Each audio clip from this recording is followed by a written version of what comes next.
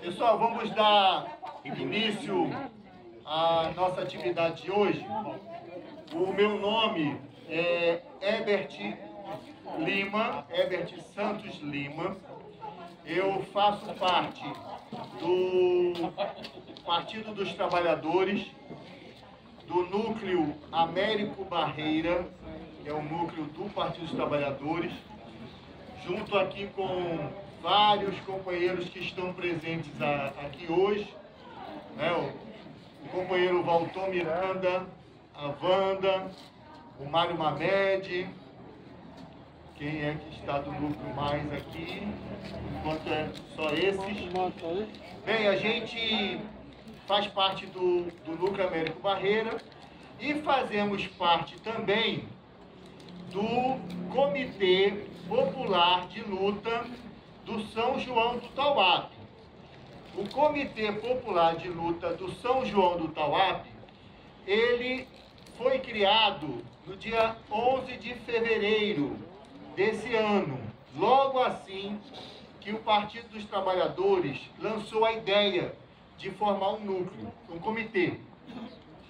E aí nós formamos esse comitê e junto com o nosso parceiro, o Instituto Poliglota, que é um instituto de línguas, de idiomas, que tem esse espaço como estacionamento, cedeu o local para que a gente pudesse ter como sede do comitê. E desde lá a gente tem feito várias atividades que o objetivo era nos integrarmos à luta da comunidade, apoiar as lutas que estão sendo desenvolvidas aqui na região e trabalhar posteriormente, a partir da eleição, como Comitê Lula para presidente. E assim foi feito. A gente começou a fazer várias atividades, reuniões, palestras, festas, debates, e isso fez também com que a gente se aproximasse da comunidade aqui do Lagamar, que tem aqui a dona Rita aqui como representante, está ali, né? E tantos outros. E a gente queria também conhecer aquela realidade e apoiar as lutas dos moradores, das moradoras lá do Lagamar, que tem uma história de luta muito antiga. Lá também foi constituído um comitê popular de luta. E aí a gente ficou irmanado nessa luta em prol da candidatura do Lula. Posteriormente a gente teve o apoio aqui e a participação do padre Abimael, que faz parte da igreja do São João do Tauape, e a gente foi começando a desenvolver as atividades aqui na região.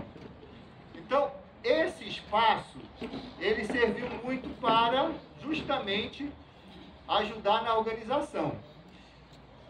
A gente acredita que a gente já cumpriu esse papel com a eleição do Lula, que foi maravilhoso. A gente está aqui todo cheio de graça, né? Um peso saiu das nossas costas, estamos todos aliviados. Porém, nós entendemos que a luta está apenas começando.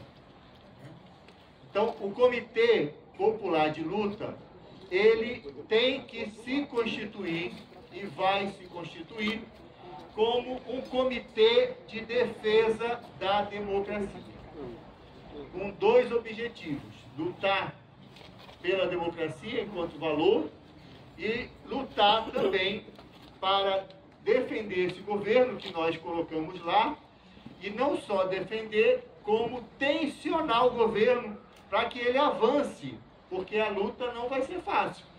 E se a gente não tiver com a população organizada, com o povo organizado, para fazer com que o governo avance, vai ser uma luta muito desigual.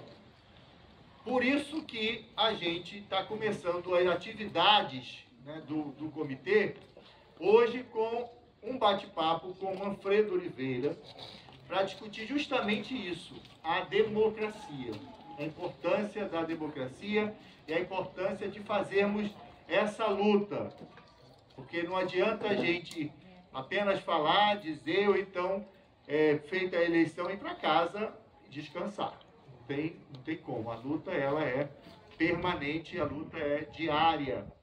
Então, a gente, além disso, isso significa o seguinte, isso é a primeira atividade de formação do comitê. O comitê está se propondo a desenvolver atividades de formação e de consciência política, próximo às bases. É isso que a gente quer realizar aqui. Outra coisa, o comitê vai se envolver nas lutas do meio ambiente. E nós temos uma luta específica aqui, que é pela revitalização do Parque Rio Branco. Nós vamos envolver na luta pela saúde. Nós temos 2 postos de saúde aqui próximos, que é a Irmã Ercília e o Pio 12. Então a gente tem que estar próximo dessa luta pela saúde, pela defesa do SUS. Na questão da cultura, a gente também vai desenvolver esse trabalho e já estamos desenvolvendo. Nós temos aqui o companheiro Lindenberg, que é um produtor, um diretor de teatro, que já está fazendo um trabalho lá no Lagamar de formação teatral. Nós também estamos pensando do ponto de vista do trabalho, da economia solidária, e queremos, em breve, implantar aqui uma cozinha solidária. Então, são muitos trabalhos, vão precisar de muitas mãos. Desde já convidamos vocês, se assim desejarem, para participarem. Vocês vão tomar conhecimento das redes. E já me aluguei bastante, eu gostaria de convidar Manfredo Oliveira para vir aqui para essa poltrona confortável.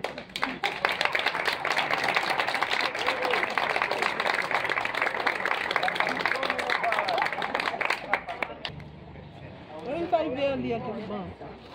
Ele vê ali. Bem, vamos mudar de lugar.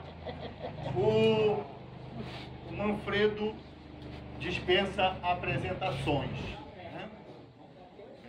Vocês conhecem melhor do que eu, sabem da importância, enquanto teórico, intelectual, as lutas que tem desenvolvido no âmbito da filosofia, da economia, do pensar, e com certeza nós iremos beber muito dessa fonte.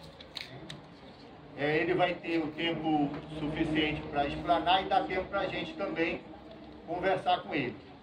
Tá bom? Manfredo.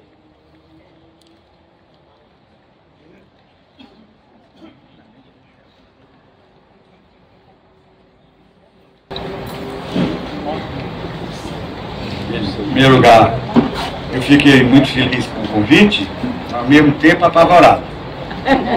Porque o que está em jogo aqui tem muitas implicações. E quando ele me disse que eu devia falar 5 minutos, é aí que eu entrei em pânico total. Porque, meu Deus, como é que é possível? A questão da democracia hoje tem muitos e muitos pressupostos. E a gente precisaria minimamente desenvolver isso. Bom, vou tentar de qualquer maneira.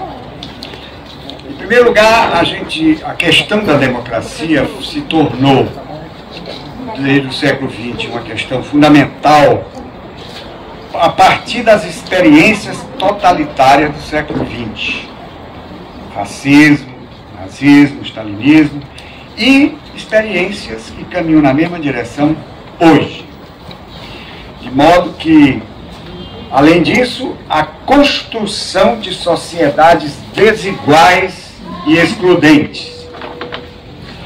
O nosso sociólogo G.C. Souza gosta de dizer que entre nós o capital deixou muitos homens sem coisas, produziu um mundo pequeno demais para caber muitos milhões e com isso radicalizou a questão da democracia.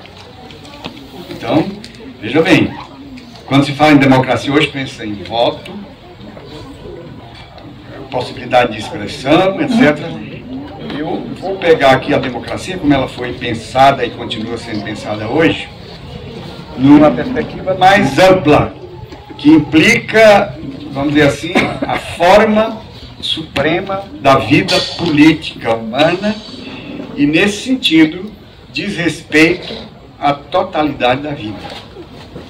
Então, nesse sentido, nós não podemos falar hoje que nós temos uma frente ampla para reconstruir a democracia, porque eu vou procurar mostrar que sobre aspectos fundamentais e essenciais da democracia, o Brasil não é um país democrático. Pode ter elementos que a gente considere fundamentais, importantes para a democracia, mas você já viu aqui, o Gessé já me deu uma dica. O Brasil, entre nós, o capital deixou muitos homens sem coisas, produziu um mundo pequeno demais para muitos milhões, mas muitos milhões não são inseridos de fato nessa sociedade que nós temos. Então, a gente vai pensar a democracia, em primeiro lugar, como uma grande referência de vida que nunca é completa. É um processo de permanente construção. Porque, na medida em que você absolutiza uma forma de existência humana, histórica, você ultrapassa o nível democrático, porque aí você absolutiza uma forma de ser. E não tem mais como ir para frente. Então, eu vou defender aqui a tese que a democracia é sempre um possível, que nunca chega à sua plenitude. E, portanto, nossas decisões e nossas tentativas são fundamentalmente contingentes, transitórias, embora possam ser base para outros elementos, outros processos que venham depois. Bem, nessa coisa toda, a primeira coisa é uma certa concepção do ser humano, que a gente tem que pressupor. Eu não vou poder apresentar aqui na sua totalidade, vou só dar algumas coisas para a gente poder situar a democracia numa reflexão a respeito da vida humana, o esforço humano de se conquistar como ser humano, inteligente, cheio de vontade, ser vocacionado à liberdade, e onde a gente vai situar o problema da democracia. Então, a primeira coisa que a gente tem que dizer a respeito do ser humano é que ele é, em primeiro lugar, um ser corporal, material e espiritual, quer dizer, enquanto corporal, portador, participante da natureza, mas ele tem uma situação muito engraçada, o ser humano. Sendo um ser material, corporal, histórico, etc., ele está sempre dentro de uma situação concreta e condicionado por ela. Mas, o que caracteriza, em primeiro lugar, o ser humano é que o bichinho tem a possibilidade de pôr em questão aquilo que ele encontra. E, portanto, de transcender toda e qualquer faticidade. Tem um filósofo alemão do século XX, se chama Max Scheler, que disse que a característica fundamental do ser humano é a capacidade de dizer não. É assim, os fatos são assim, mas eu não aceito isso, isso é um absurdo, eu me contraponho a isso, e nós vamos ver que o Brasil, sob muitos aspectos, é um absurdo. Só lembra aqui um primeiro, um país que é o terceiro maior produtor de alimentos do mundo hoje, é um país onde 33 milhões de pessoas não têm literalmente o que comer. Isso é um absurdo total. Então, o ser humano é aquela capacidade permanente de questionar, de pôr isso para frente, de dizer não, de se contrapor a toda e qualquer faticidade. Isso constitui a sua capacidade fundamental de crítica. Depois, exatamente quanto tal, ele é um ser que se pode autodeterminar. Tentar perguntar quais são os critérios, quais são os valores que devem reger a minha ação no mundo. E isso significa para ele a capacidade de ser livre. E liberdade aqui é entendida não apenas no sentido negativo, eu não dependo de coisas, eu não sou oprimido por isso ou por aquilo, mas, sobretudo, isso, a capacidade de encontrar um rumo para mim, encontrar uma orientação, de se dispor ela, lutar para que aquilo que para ele constitui valor fundamental possa ser realizado. Então, a pergunta fundamental que marca a vida humana é o que é que eu devo fazer? O que é que tem validade para mim de tudo aquilo que eu experimento na minha vida concreta? Então, isso significa que a vida humana só pode ser entendida, como diz um filósofo alemão do século XVIII, XIX, Kant, a verdadeira grandeza do ser humano não consiste, como a sociedade moderna pensa, na capacidade de dominar o mundo. Mas a verdadeira grandeza do ser humano está na sua capacidade de autodeterminar-se como ser livre. A conquista da liberdade em todas as suas dimensões é, então, aquela questão fundamental. Então, só que o ser humano é um ser, enquanto aberto ao todo, ele é aberto à natureza, aberto aos outros seres humanos, de modo que ele tem sempre uma vida, ao mesmo tempo, individual e social. E como vida social, ele não é apenas relacionamento interpessoal, ele constrói sua vida construindo instituições que de alguma forma regulam. E a grande questão que se põe aqui agora é: que instituições podem levar o ser humano a se conquistar como ser humano? Quais são os critérios que eu tenho para julgar essas instituições? Então, ou seja, uma palavra, o ser humano se cria a si mesmo, se conquista a si mesmo, criando obras no mundo, na história. E a grande questão: que obras? Que obras são essas? Que instituições são essas? Quais são os critérios a partir de onde a gente deve julgar essas obras? Estou correndo porque vamos nos concentrar depois na democracia, né? Então, ora, está exatamente na liberdade o fundamento daquilo que se chama direitos humanos, que são aquelas coisas que dizem respeito tão fundamentalmente à pessoa humana que não podem ser negadas sob pena de se negar o próprio processo de conquista do ser humano. É isso que se chama os direitos humanos. Agora, a gente tem que distinguir aqui várias questões. Você veja, nas nossas constituições atuais, de um modo geral, se fala de direitos fundamentais e direitos humanos. Direitos fundamentais são aqueles que nós decidimos concretamente na organização da vida coletiva. E esses vão mudando. A Constituição é a referência última desses direitos fundamentais, mas a Constituição também muda. Então, de acordo com os desafios históricos, o ser humano vai estabelecendo, por exemplo, houve muito tempo, e ainda há países para quem isso é normal, onde mulher não é gente, né? É um ser de segunda categoria. É uma propriedade do pai, depois propriedade do marido. Veja bem o caso do Catar hoje, né? Quer dizer, a abertura da Copa, que a imprensa toda ficou maravilhada, e passando por cima disso, né? E eles, de qualquer modo, mostraram o que é a mulher para eles. Zero. Ser de segunda categoria. Ora, nós hoje consideramos isso um absurdo, mas houve muito tempo em que as pessoas achavam que era assim mesmo, normal. Então, esses direitos fundamentais são direitos históricos, conquistados por lutas, de movimentos, de associações de pessoas, de grupos, etc.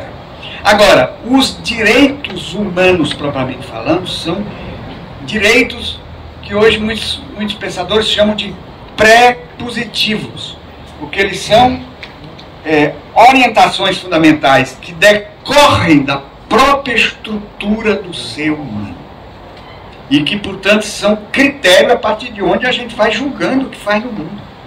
Ou seja, os direitos fundamentais, os direitos positivos, eles têm nesses direitos pré-positivos, quer dizer, nos direitos humanos, a referência a partir de onde eles podem ser julgados, avaliados e criticados. Então é muito importante essa distinção, porque se você julga como direitos apenas aqueles que são decididos e proclamados, etc., você não vai ter critérios para poder corrigir. Inclusive, pode botar tudo abaixo. Se é um critério plenamente decidido democraticamente, entre aspas, pelas pessoas, ora, a gente pode decidir que, por exemplo, que mulher não tem jeito mesmo, né? É segunda categoria. Porque eu me lembro, sempre dou esse exemplo famoso, das feministas francesas, porque houve muita migração de islâmicos para os países ocidentais europeus, e aí se pôs o problema, por exemplo, da castração de mulheres. Aí levaram o caso à justiça francesa. Isso é um absurdo.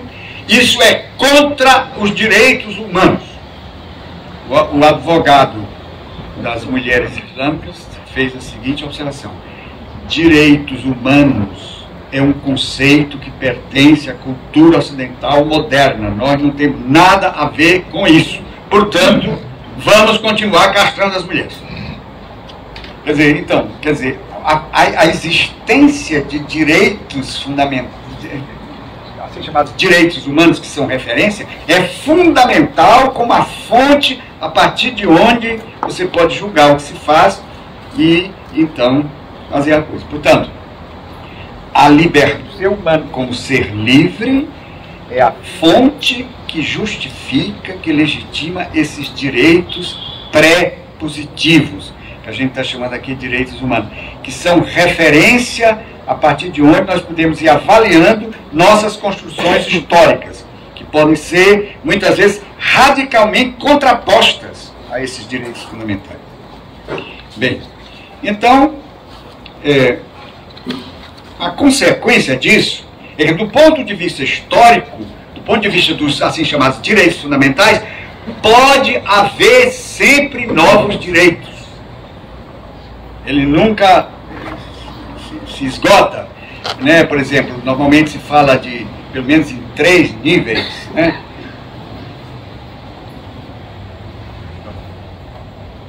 Guriban fala de Estado burguês.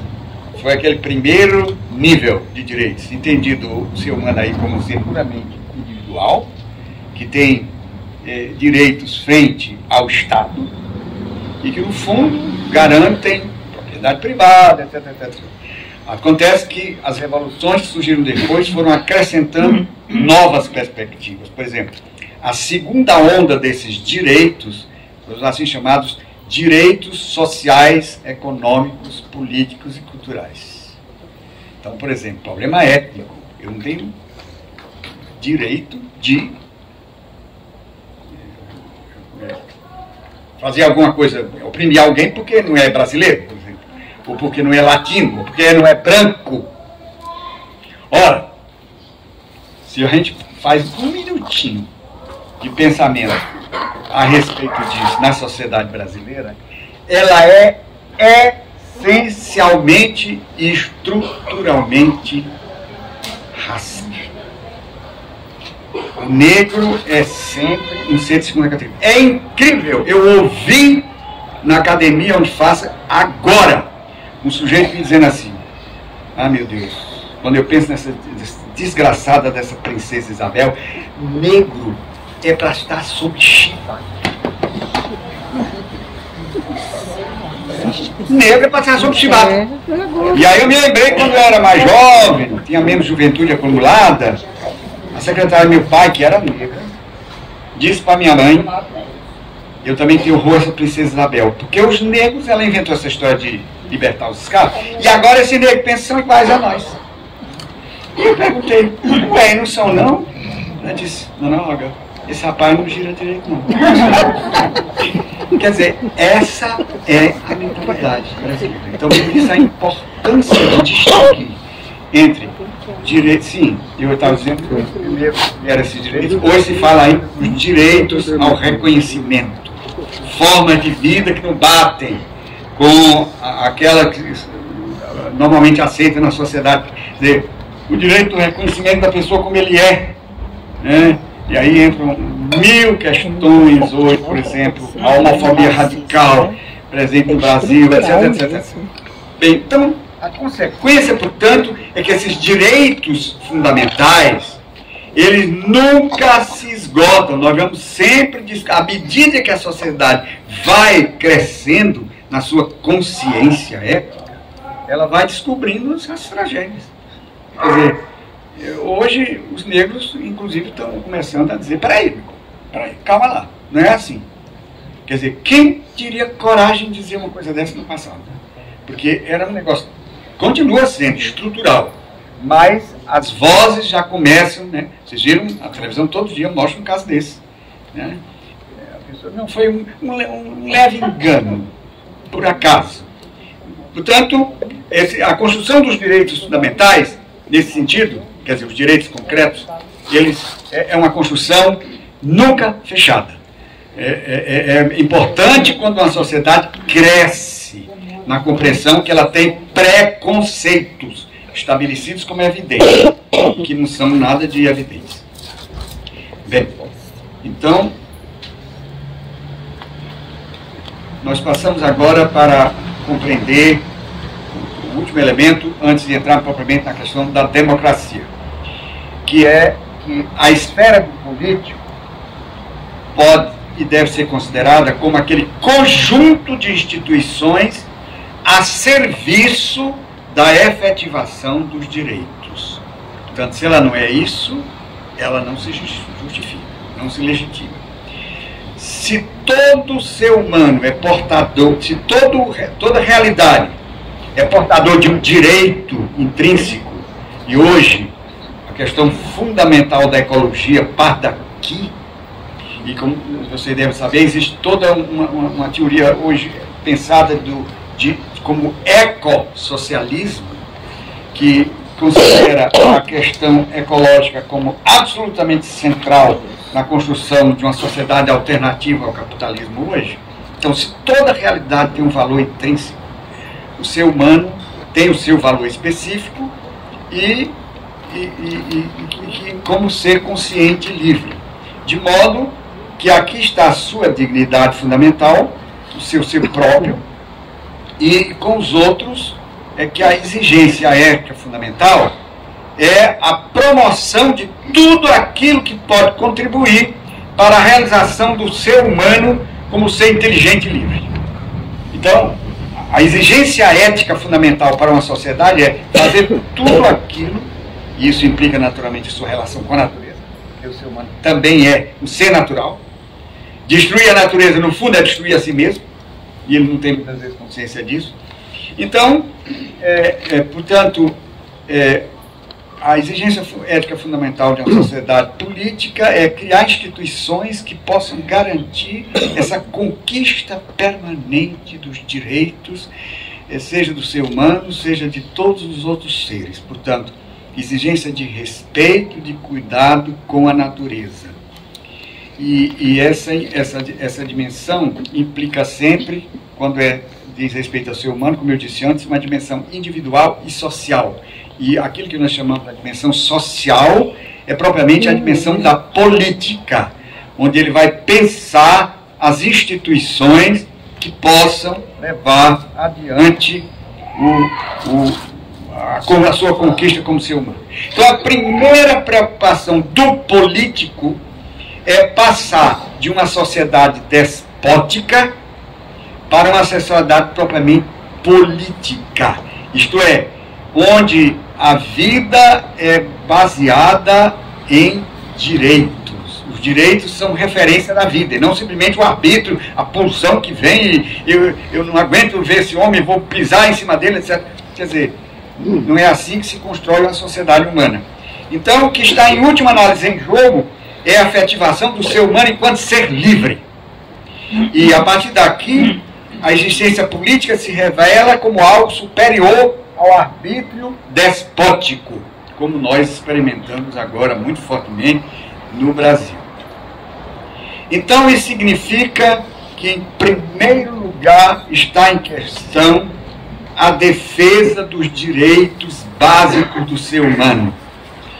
Então, e isso, aquilo que a gente pode chamar, e se chamou na tradição, por uma palavra ruim, que é direito natural. Só que a palavra natural aqui não diz respeito à natureza, enquanto ser material, etc., mas diz respeito àquilo que constitui propriamente o ser humano. Então, direito natural no sentido que é aquilo que compete ao ser humano enquanto ser humano, e que são exigências que nós necessariamente temos que nos engajar com elas, porque sem elas nós negamos o ser humano. Por isso, por uma série de razões, a defesa desses direitos e da harmonia das liberdades deve ser a primeira tarefa da instância pública, aquilo que se chama Estado de Direito. Estado de Direito é aquele conjunto de normas que dizem respeito aos direitos que devem ser buscados, defendidos, e o Estado é uma instituição a serviço disso. Ele só se legitima como algo que está a serviço da efetivação dos direitos. O Vladimir Safatli, que também elabora uma tentativa de pensar o socialismo hoje, ele diz que o Estado, nesse sentido, não é o fim e a razão de uma vida social, mas ele é um instrumento para além do qual nós podemos passar, porque ele é um instrumento que está a serviço disso.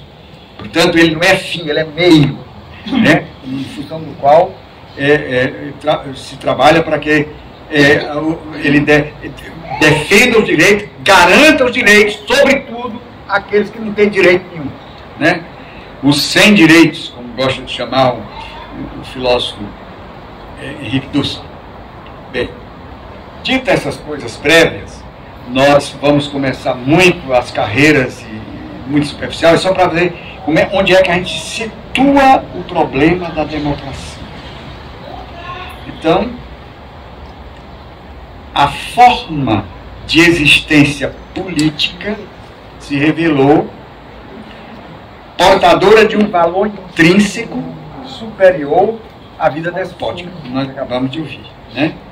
E a ideia normativa central aqui que levou a essa afirmação é a da dignidade do ser pessoal, que funda direitos, o que implica a rejeição da desigualdade fática.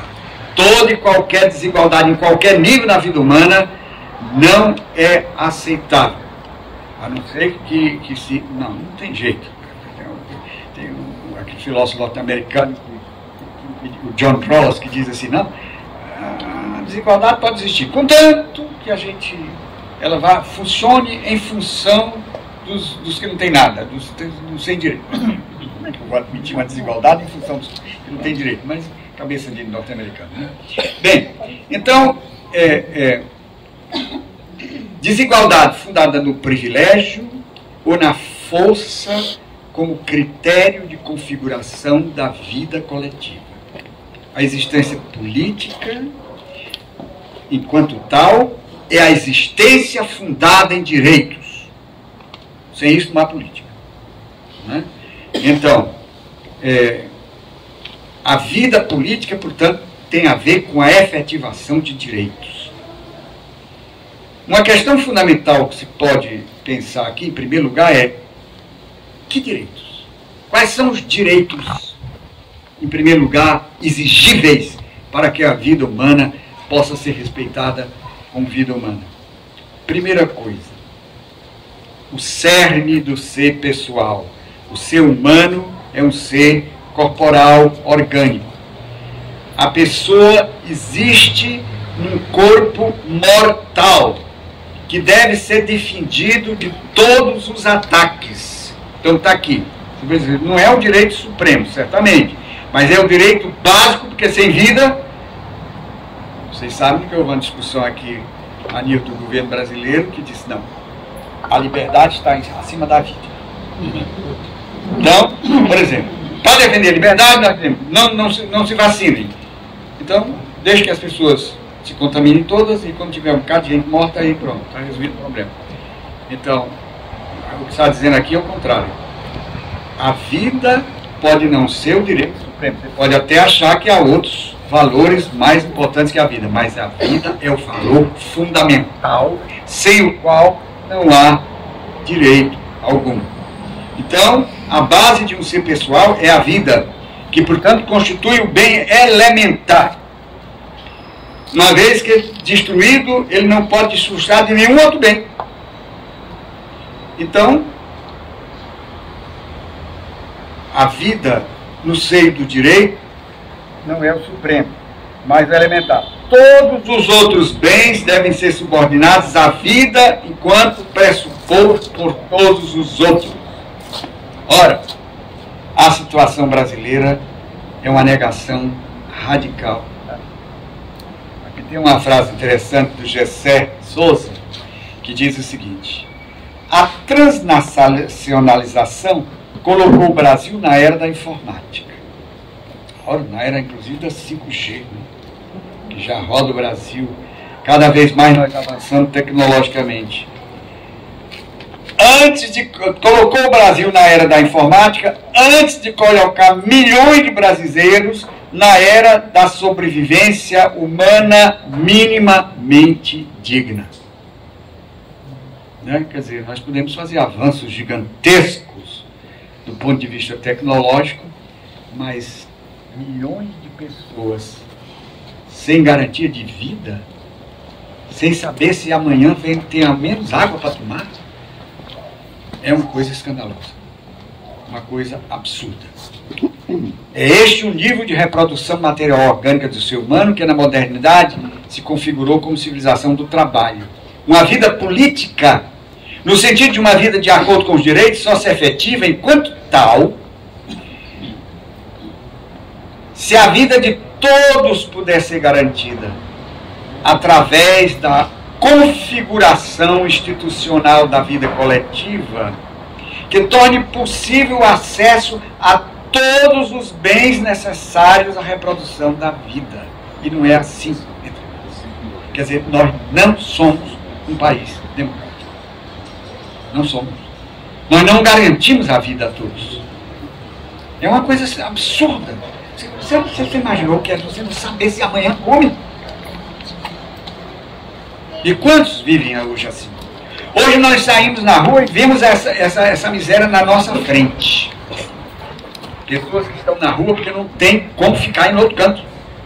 E não tem o que comer, não sabe o que comer. Enquanto ser orgânico, a pessoa humana depende de alimentos. Isto é, da incorporação de uma parte do mundo. E nenhuma sociedade poderá ser dita democrática se não for capaz de incorporar a todos nesse processo de reprodução da vida. É nesse sentido básico, primeiro, que eu digo, o Brasil não é uma democracia. Porque ele não é capaz de garantir a todos os brasileiros uma vida minimamente digna. Se as pessoas estão morrendo de fome na cara da gente. E a gente sem saber o que fazer. Né? E quando Lula grita que a primeira coisa não é simplesmente uma regulação fiscal, mas é atender a quem está morrendo, o mercado grita e diz: esse homem vai acabar com o Brasil. Os economistas tucanos dizem para ele que ele é louco, que ele não está sabendo o que está dizendo, etc. Então você veja a luta que nós vamos ter pelo mínimo necessário e fundamental de vida, porque a vida não existe entre nós. Portanto, uma sociedade democrática, aquela que mata as pessoas porque não pode nem comer, não é sociedade democrática. Por isso, em segundo lugar, quem não possui esses direitos básicos, alimentação, saúde, educação, etc., etc., não tem a garantia dos bens necessários à vida, não é uma sociedade democrática. Então, é uma coisa terrível. O Gessé Souza diz aqui: introduzir milhões na vida, nas relações, na sociedade brasileira, é a questão central da democracia. Então, defender a democracia não é simplesmente dizer, olha, Estado de Direito, nem saber o que significa isso, como eu falei antes, ou então que nós possamos fazer o que a gente quer, etc. Não, não é assim. A primeira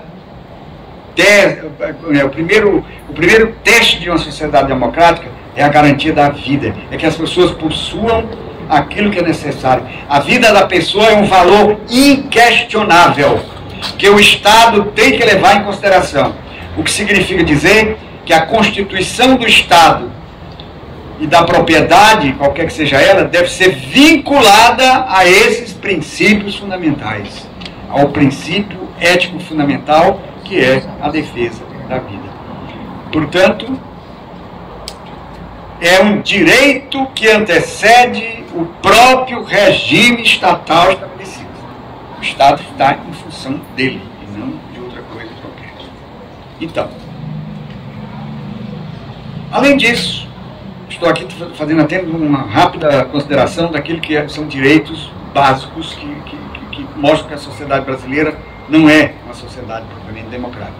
Enquanto um ser que se determina a si mesmo, o ser pessoal precisa de uma esfera sobre que ele pode agir de acordo com a sua responsabilidade. Uma esfera de ação em que ele possa decidir reconhecendo certos valores aos outros.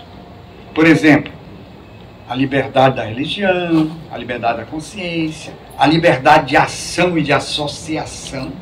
Agora está se transformando numa coisa terrível.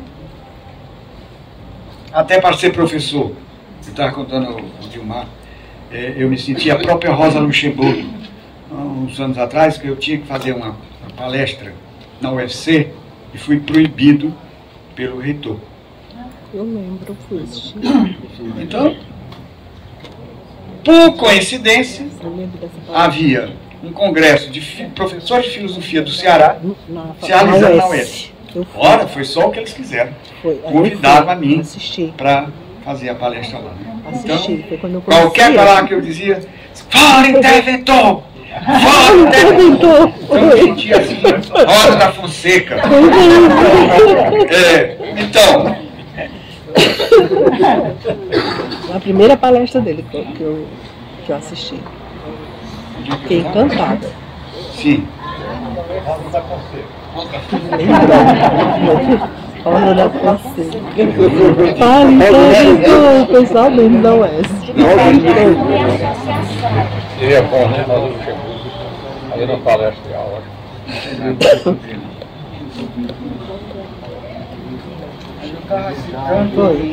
Um texto do G.C. Souza, não era? Rosa da Fonseca, não, interventor da UFC. A palestra da UFC. Bem, agora, há uma hierarquia de direitos. Quando eu disse que a vida é o direito fundamental, eu estou dizendo que há uma hierarquia.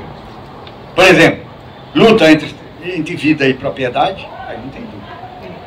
Não pode ser a propriedade que é o primeiro. Né?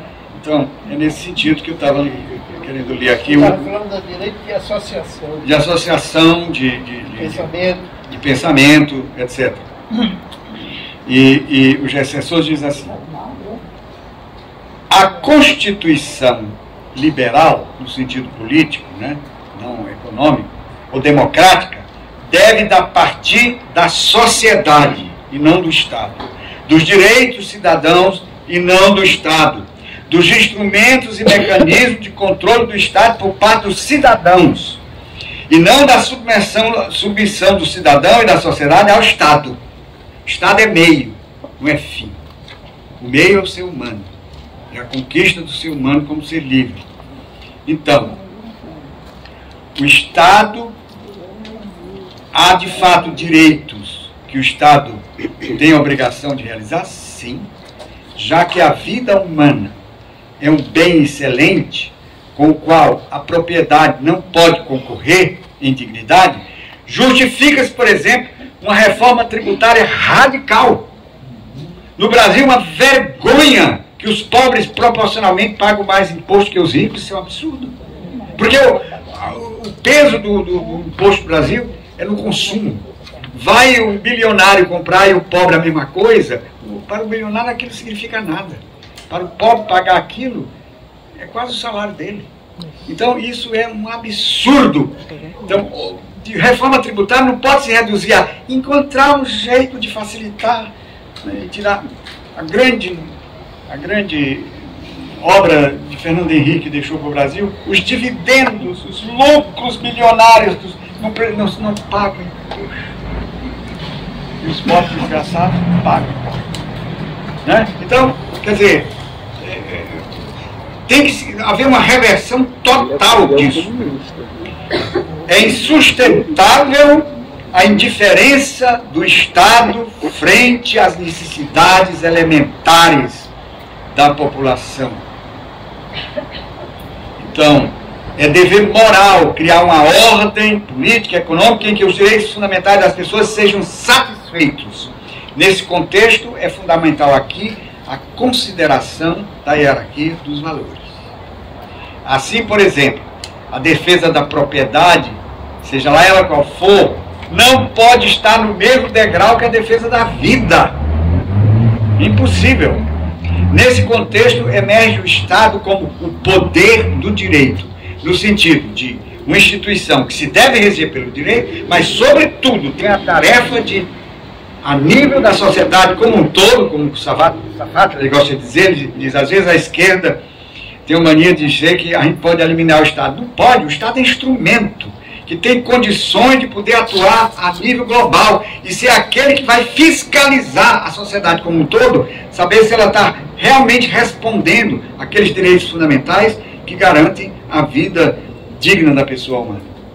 Então, o Estado é, nesse sentido, o poder do direito, isto é, como aquela instituição, o que significa dizer que os cidadãos, sendo a sociedade o elemento fundamental, o Estado, o mercado, só podem ser considerados instrumentos a serviço da sociedade. A sociedade, nós não temos isso. Por isso, a luta por democracia vai implicar fortemente não só a educação cada vez mais radical política das pessoas, mas também a criação de elementos institucionais que possam garantir a possibilidade da crítica, do questionamento, de levar à discussão pública essas questões fundamentais que marcam a vida das pessoas. Não é? Então, a busca da efetivação dos direitos de todos e em todos os níveis, né, é uma questão fundamental. Então, o poder emana do povo e não do Estado. Então, nesse sentido, uma sociedade alternativa vai ter que partir, não do Estado, nem do mercado, o elemento fundamental na reestruturação, que não vai acontecer já já, eu estou dizendo aqui elementos que são éticos, são exigências, mas isso faz uma luta gigantesca. Só porque, como ele insistiu tanto que você se organizar para defender a democracia, eu estou querendo dizer as implicações que isso tem. Porque ela tem bases que são de ordem ética, e essa de ordem ética, ela significa de ordem de direitos que estão acima de todo e qualquer interesse particular. A consequência disso é que uma sociedade não pode ser dita democrática quando ela não for igualitária. Isto é, quando ela não considerar a igualdade fundamental de todos os seres humanos, sem distinção de raça, de cor, de qualquer coisa que seja. E qualquer condição em que viva. Capaz de reconhecer a alteridade e respeitar a alteridade. Não quer dizer acolher. Por exemplo, eu posso discordar completamente da Maria Altina ali, mas eu não tenho o direito de me impedir que ela articule seus argumentos e defenda suas ideias. A democracia implica isso. Defesa da autoridade aqui não significa dizer, bom, infelizmente eu vou ter que aceitar o Bolsonaro. Isso não é democrático. Não se trata disso, se trata de todos constituem o sujeito da vida coletiva, e daqui é que a gente deve partir. Ou seja, todos têm que, de alguma forma, e por isso nós temos que descobrir mecanismos, e a grande luta pela democracia vai caminhar também por aí, descobrir mecanismos que tornem possível essa participação. Todos têm a ver coletivamente com a construção da vida humana como sociedade. Isso se traduz juridicamente com a afirmação de que ninguém está sob o poder um do outro. Isso era uma coisa que já Rousseau, muito tempo defendia, no sentido de dizer assim, eu quando obedeço às leis, eu obedeço a algo de que eu sou autor também. Eu sou co-autor. As leis, a determinação dos direitos fundamentais, a determinação das instituições, os mecanismos de participação, tudo isso são decisões que têm que ser tomadas coletivamente. Nesse sentido, a democracia pressupõe o Estado de Direito como poder responsável pela promoção e efetivação de direitos, mas a democracia vai muito além, porque pressupõe o direito de todos os cidadãos à participação livre nas deliberações e decisões que dizem respeito à coisa pública, ao que é comum, em contraposição aos direitos, aos interesses particulares.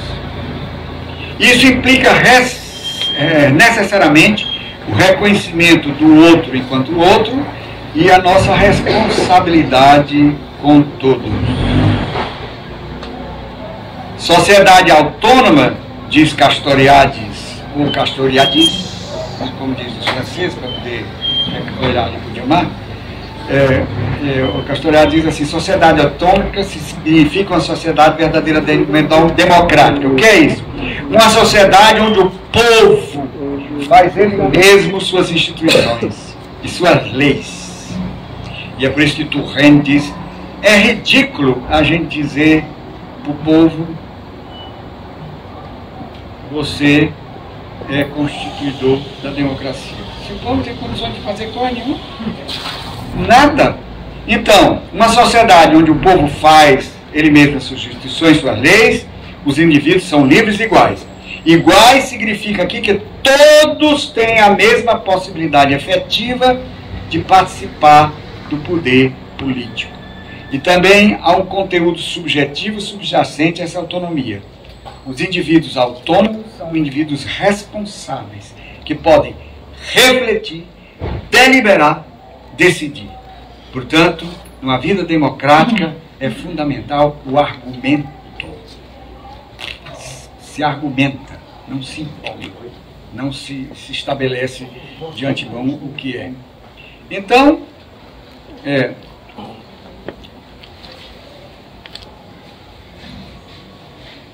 essa participação dos cidadãos se efetiva através da presença do cidadão no espaço público, pela autodeterminação de sua liberdade, o que pressupõe permanentemente discussão enquanto troca livre e igualitária de argumentos. Isso aqui a gente tem que ver. Nós todos, numa sociedade extremamente autoritária, como é o Brasil, foi desde sempre, nós nunca superamos a sociedade escravagista, não esqueçamos disso. Portanto, nós temos todo um ranço autoritário, até inconsciente. Então, nós precisamos aprender a argumentar. É um aprendizado, né? Uma sociedade só é democrática quando a discussão tem lugar, quando há uma troca livre e igualitária de argumentos. Você não pode imaginar que uma vez, numa reunião dos teólogos da libertação, um teólogo, que eu não quero dizer quem é, muito meu amigo, disse assim, nós vamos dar a palavra em primeiro lugar ao Leonardo Boff, porque ele é mais digno do que todos nós. Com licença, mais digno coisa nenhuma. Não há hierarquia de dignidade. Ele pode ser mais competente, que a teologia é, porque eu não sou teólogo, então ele é muito mais competente que eu. Agora, dignidade não. Aí ele disse, puxa, realmente, desculpe. Ainda hoje, em relação aos nordestinos, eu estou acabando de vir de um encontro semelhante em Petrópolis, e um caríssimo teólogo disse, só conta no Brasil hoje, do ponto de vista político, cultural, econômico. Minas, São Paulo e Rio de Janeiro. Meu Deus do Não é céu. possível um negócio desse. Não é possível um negócio desse, porque há 30 anos atrás eu vi dessa mesma pessoa isso, eu estava coordenando a reunião, perdi a voz. Disse, olha, vamos fazer uma pausa. Chamei imediatamente o Leonardo, o bofe do Leonardo. Não é possível um negócio desse. Como é que esse rapaz, que foi, inclusive foi vítima da ditadura, preso pela ditadura, vem com um negócio desse, que o Brasil se decide em São Paulo, Minas e Rio. O resto é o resto. Foi o que Bolsonaro disse. Ganhou no Nordeste porque são tudo analfabeto. Não tem nada para dar. Então, veja bem, temos que aprender a argumentar. Como eu disse, não significa aceitar simplesmente o outro, mas trocar com argumentos. E significa dizer que democracia considera o conflito como algo constitutivo. Não há consenso absoluto, jamais, nem é possível. Só existe consenso quando se estabelece. Não há consenso quando se estabelece. Pergunte o Putin, como é que ele faz?